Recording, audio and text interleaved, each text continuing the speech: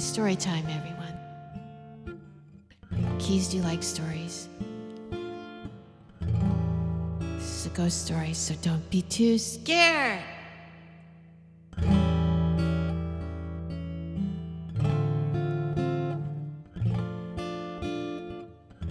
This is a story about Big Joe and Phantom 309.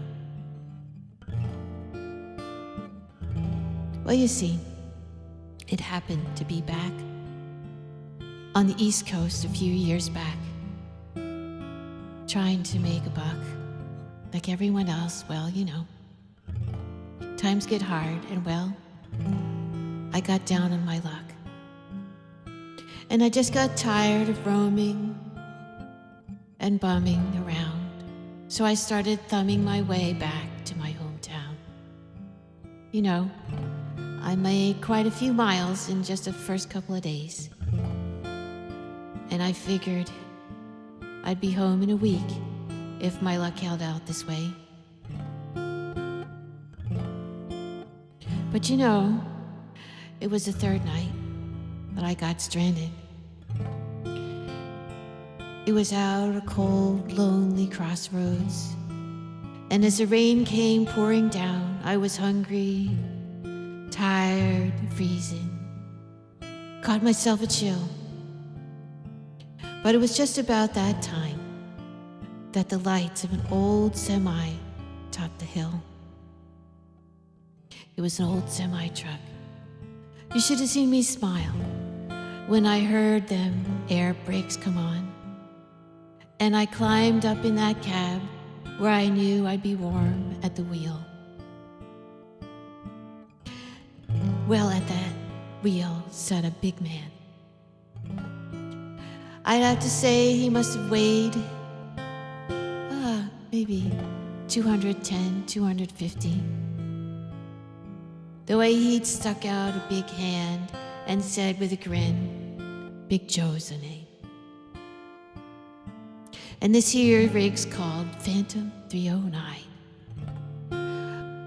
Well, I asked him why he called his big rig such a name, but he just turned to me and said, "Why, son, don't you know?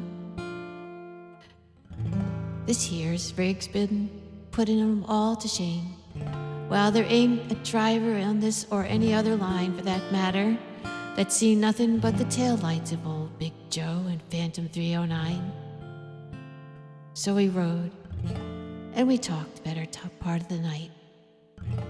And I told my stories, and Joe told his, and I smoked up.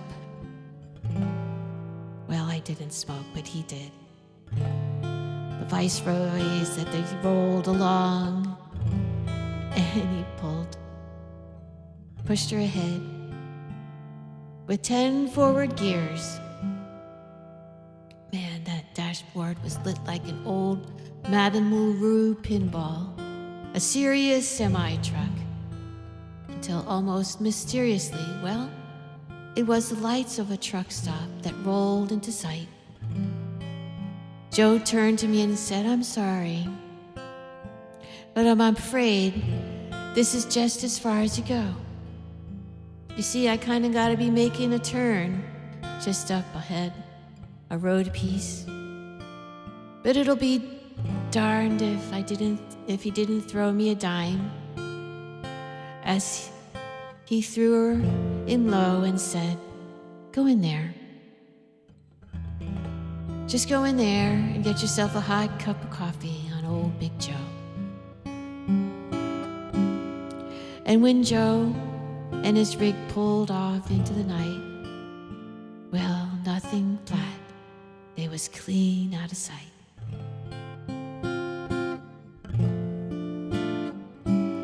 So I walked in the old stop and ordered me a cup of mud, saying, "Big Joe's setting this dude up." But it got so deathly quiet in that place, could have heard a pin drop. As the waiter's face turned kind of pale, I said, "What's the matter?"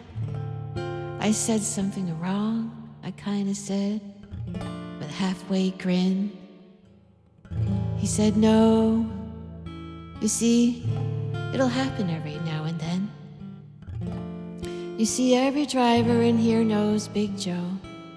But let me tell you what happened just 10 years ago. Yeah, it was 10 years ago out there at that old country crossroads where you flagged Joe down, and there was a whole busload of kids. And they was just coming from school, and they were right in the middle when Joe topped the hill.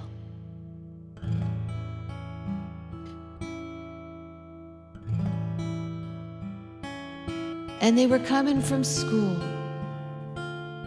and they would have been slaughtered except Joe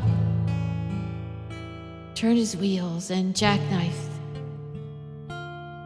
Yeah, he jackknifed.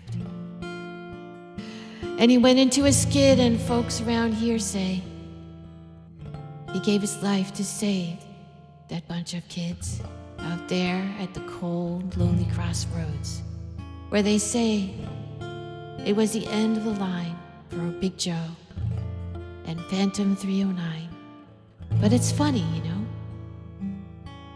because every now and then,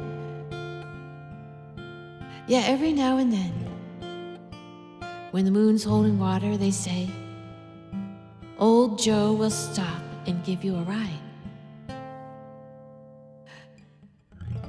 And just like you, some hitchhiker will be coming by. So here you go.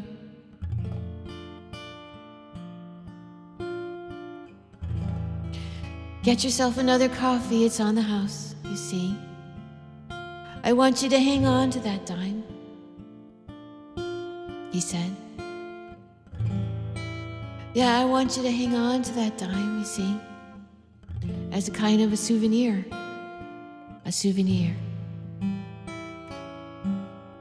Yeah, I want you to hang on to that dime as a kind of souvenir of Big Joe and Phantom 309.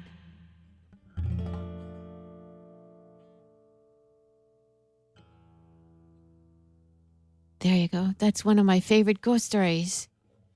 Big Joe and Phantom 309 by Tommy Faile. Tom Waits had sort of rewritten it